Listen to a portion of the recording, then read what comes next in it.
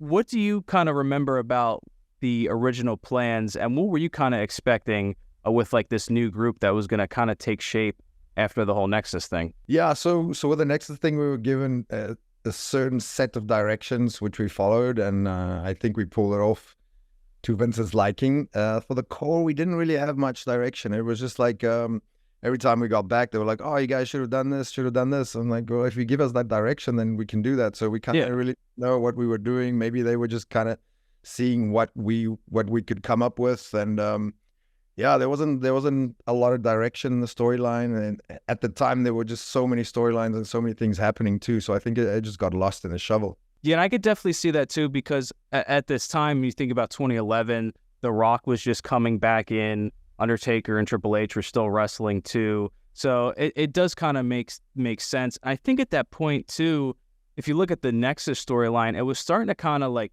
fade away almost, because Punk was the leader, and then that went quickly right into like the pipe bomb in the summer of CM Punk and all that. So I definitely get what you mean with the core. Do you know if there was going to be, anything big for you guys to do against the Nexus at some point? No, I think the Nexus was pretty much a few weeks after that. It was completely dismantled, right? Like one Yeah. bomb thing happened. It's like the Nexus almost never existed. They did have a long-term plan, and in wrestling, things change all the time. I think things Right. on the day. I think it was that SummerSlam main event that changed a lot of things. That we lost a lot of momentum there.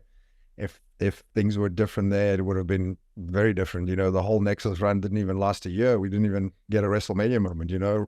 The core went to WrestleMania, but the Nexus never even saw the big stage.